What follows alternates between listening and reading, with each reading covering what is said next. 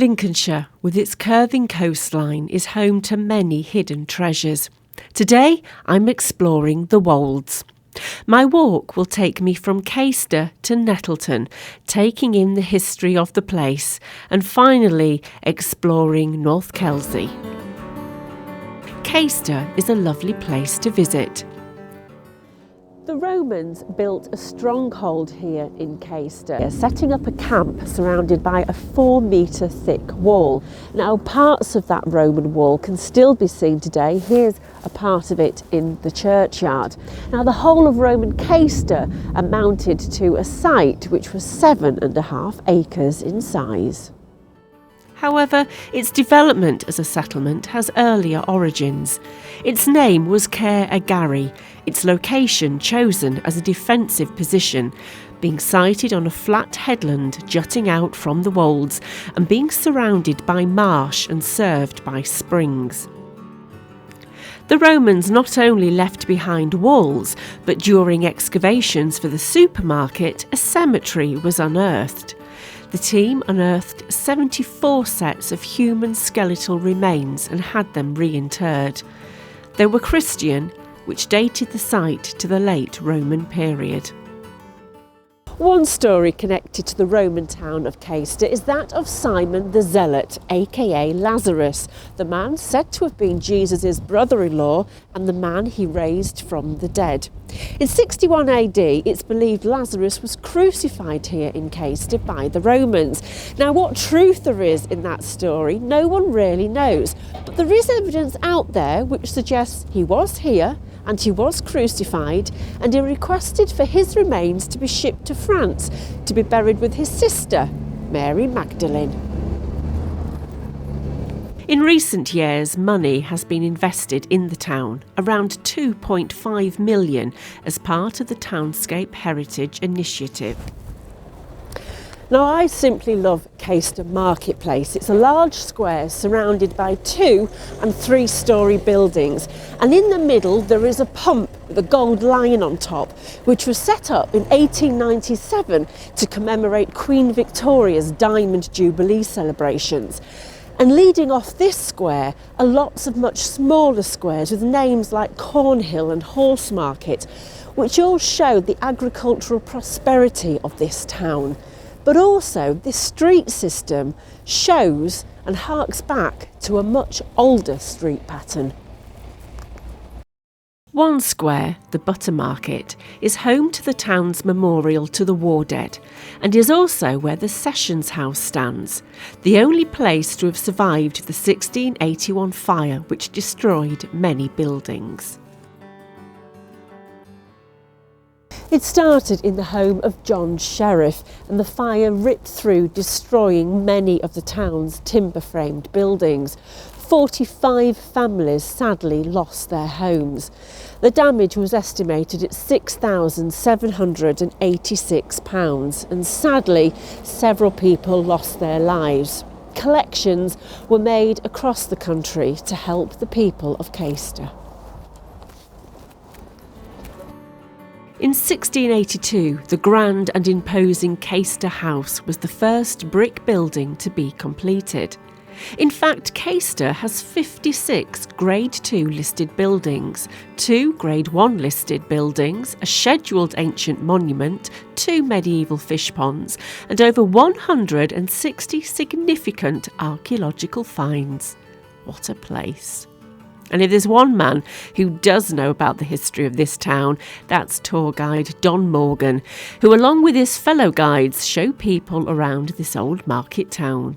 Thank you for meeting me here today. First of all, just tell me, why did the Civic Society start doing these tours? The Civic Society was formed in 1978, and Caistor Centre had been declared a conservation area, with most of the buildings are Grade 2 listed.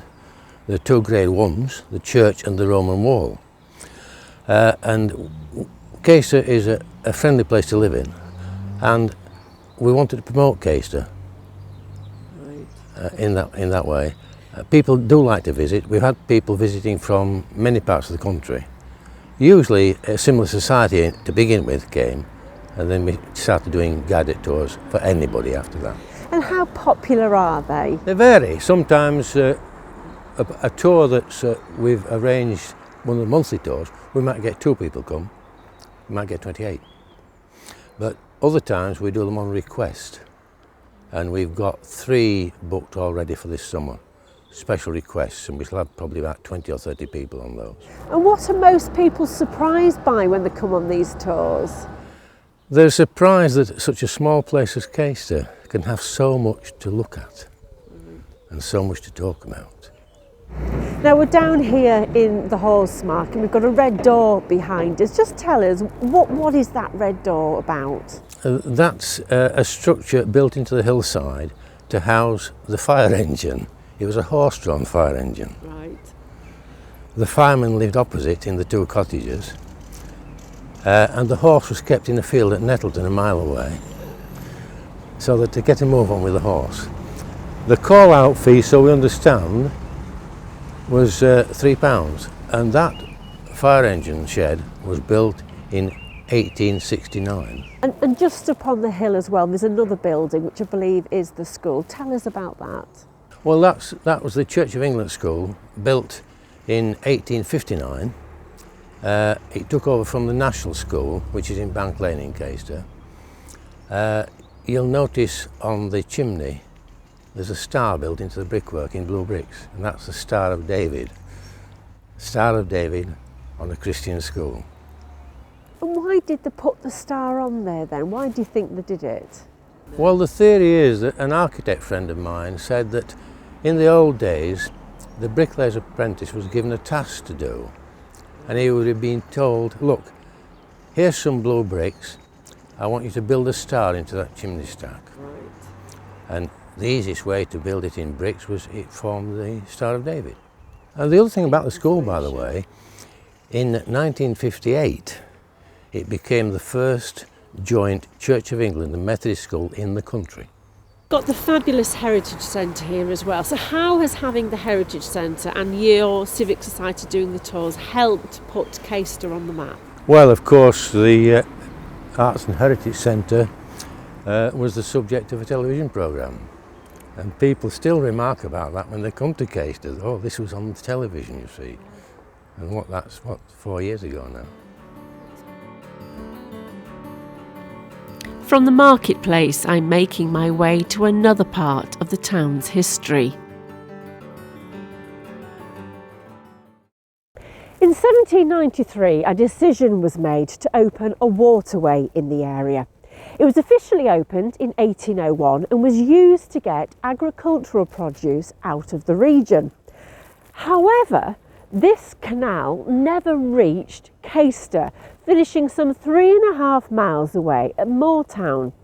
Now, the canal itself ran from the River Ankholm and wound its way down here, and all we've got to show that the canal was ever going to come to Caistor is this very long stretch of road, which is called Navigation Lane. Back up the hill to town, and overlooking it is the church of St. Peter and St. Paul. The first church was said to have been built in 630. The present-day church was heavily restored in 1862. The tower has a 13th century doorway at its base, and it's made from local ironstone and limestone coursed rubble. Inside the church is the famous Caistor Gadwhip, connected with the Palm Sunday sermon. On this day, the Broughton tenants would bring the whip to the church, and during the first reading of the sermon, they would crack the whip 3 times. During the second reading, they would wave the whip 3 times around the vicar's head and then hold it above his head for the remainder of the service. And attached to the whip was a purse containing 30 pieces of silver. No one knows when this ceremony started, and as to why, well, who knows? But there is one story, that it was penance for the lord of the manor having killed a young man by striking him with his riding crop. But what we do know is that gad is a Lincolnshire expression for measurement, meaning 10 foot, and the gad whip was used to goad on the oxen during ploughing. Caistor has many interesting features, and one thing you do notice as you walk around the town are the many springs. The springs would certainly have been an important element to why settlers chose this early town, offering them fresh water. Join me after the break when I cross the road and visit nearby Nettleton to discover more about the history of the mines with expert Stewart Squires. The valley sides, both here behind us and over in Nettleton Bottom Valley, where the Viking Way runs through, in both of those areas, the valley sides were quarried, open cast quarries, and there's some quite dramatic photographs that we have copies of now, which show all the soil being stripped away, the stone being dug out, and the land being restored behind it. Right. So what looks today like, you know, an area of beautiful landscape, just as nature made it, in fact, it's been affected by the hand of man. And it would look very different then, of course, because it would look rather untidy and it would be very noisy with all this machinery moving around. So it's beautiful and peaceful today, but it's got this rather different history that you can't really tell unless you know about it.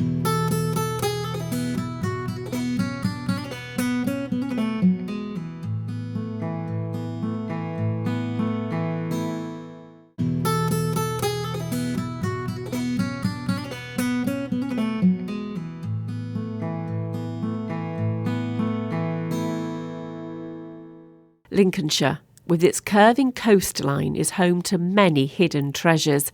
Today I'm exploring the Wolds. My walk has taken me from Caistor to Nettleton, where I'm about to explore the richness of this village.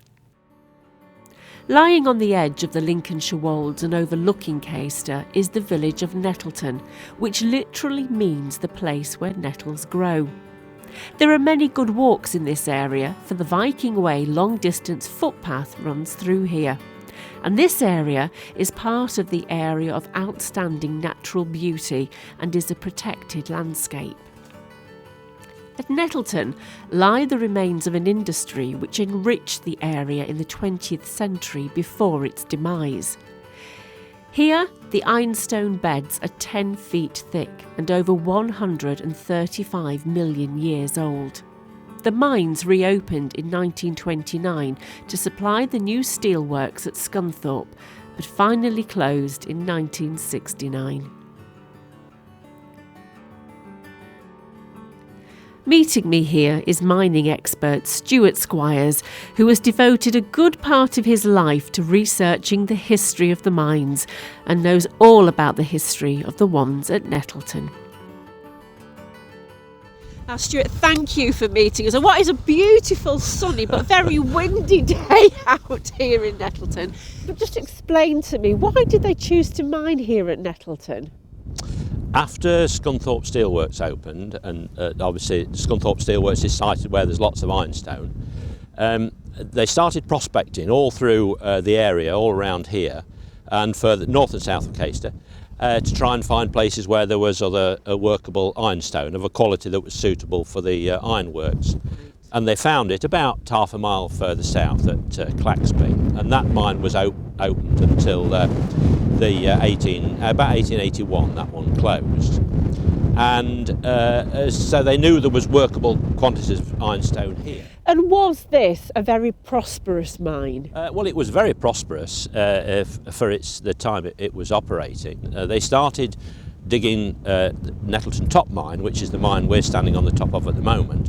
They started digging that in 1928, but it didn't actually go into production until about 1934 because of the recession at that time. But once it went into production, it was very prosperous and very productive.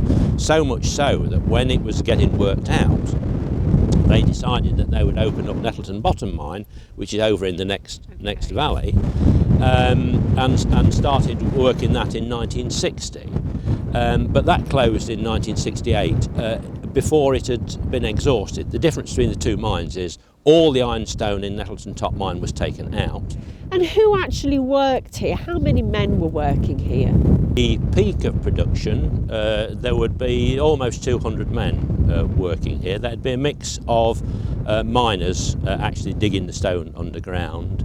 There were men to drive the railway engines that took the wagons of stone out to the tip. There were fitters, there were carpenters, because all the pit props that were needed, for example, and geologists and engineers. So there's a whole range of skills of the people who worked here. Now, I know I came on a walk with you last year. You do guided tours, and behind us we've got some of the entrances to the tunnels. And in times of the railway, is it true that there is an engine buried under these hills? Yes, it seems to be, and this tunnel mouth below us here that runs under where we're standing now is the tunnel in which that engine and some wagons are supposed to be. And you can see the line of pitfalls across the field as we stand here, which indicate that it has collapsed. And I didn't know whether it was a myth or whether it was true, but recently I spoke to an ex-miner who was here when the tunnel collapsed, so I'm satisfied now that it is true. And how has this landscape been affected and changed by mining? Certainly the valley sides have changed, because in this period between the Nettleton top mine closing and Nettleton bottom mine opening, production faced a drop. And so they decided that they would work away at some of the valley sides where the ironstone outcropped and dig into them and take the ironstone out that way, because they'd got to keep the flow of stone to Scunthorpe Steelworks. Okay.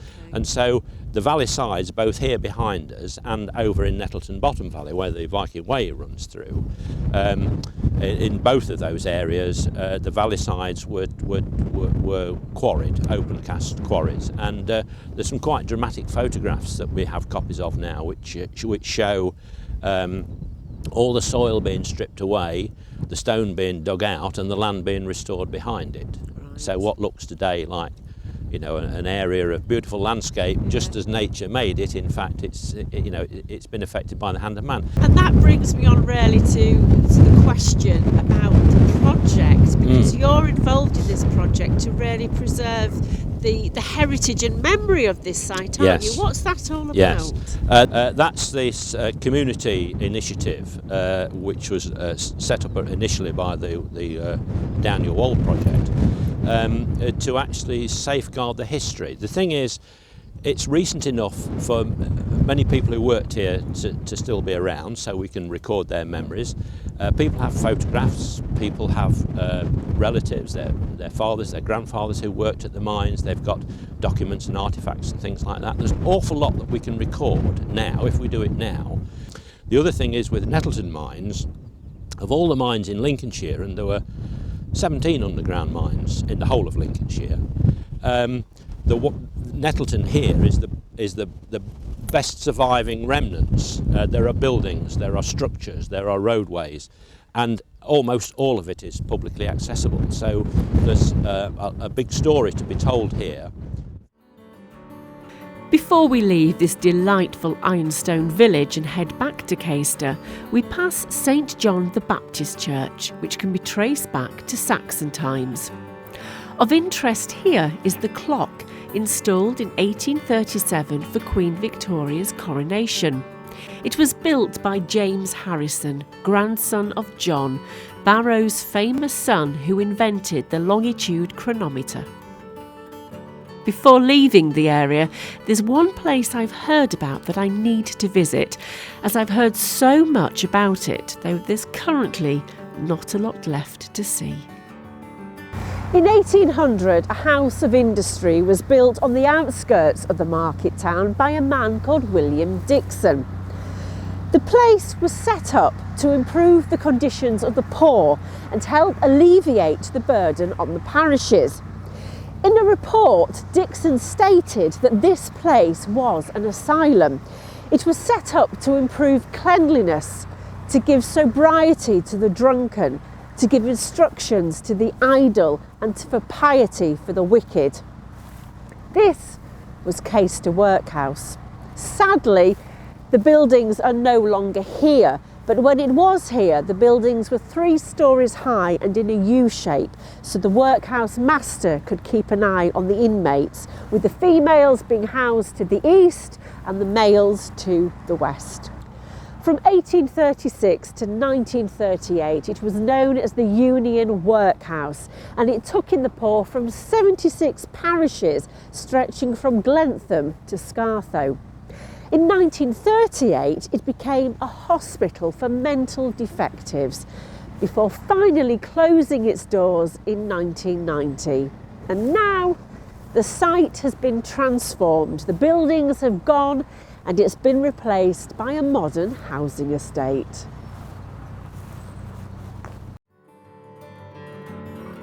Before I leave, I'm heading back into town, and as I walk on the road, I'm following the course of the old Roman road, whose eastern gateway comes out along the present-day Bank Road into the marketplace. Well, while you're in Caistor having a look round, why not find this house that's got a sword in its railings? Now, some people think this is connected to the Lincolnshire Uprising of 1536, when the people from Caistor joined the people of Louth and from other towns and villages as they made a pilgrimage to Lincoln in protest against King Henry VIII and the dissolution of the monasteries. Well, I could tell you whether this sword is connected to 1536, or maybe you should come here and join one of the tour guides. As I continue my exploration of the area, I'm going up the road to North Kelsey as I head towards the town of Brigg.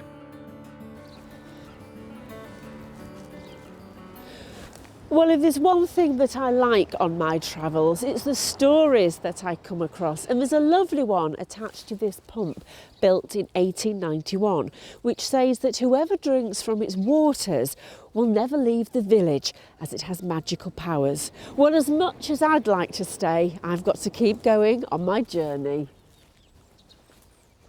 The church has had a name change during its history.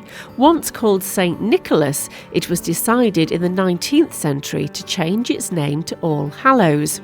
It's built of the local stone and has a Norman tower, and the first listed vicar was in 1276. Next to the church are 2 wonderful buildings, the Manor House and Church Farm, with its striking black and white features. Most of the village was owned by the great Nelthorpe family, but in 1867 in an auction, the houses were sold off. Some of the houses have a particular look about them, with decorative bricks, a similar design which can be seen on houses in Scorby, the seat of the Nelthorpes and my next destination. As at Caistor, there are strong connections to the Romans, and 2 Roman villa sites are known in the area. Well, it's been a whistle-stop tour of the edge of the Lincolnshire wolds, but along the way we've learnt much about the history and learnt some interesting snippets, including why the gad whip was used at Caistor. We've learnt more about the mining industry in Nettleton and what's under our feet as we walk. And here in North Kelsey, I've learnt that the vicar rings the bells every day. Well, it's on to my next destination now, which is Brigg. So until next time, happy rambling.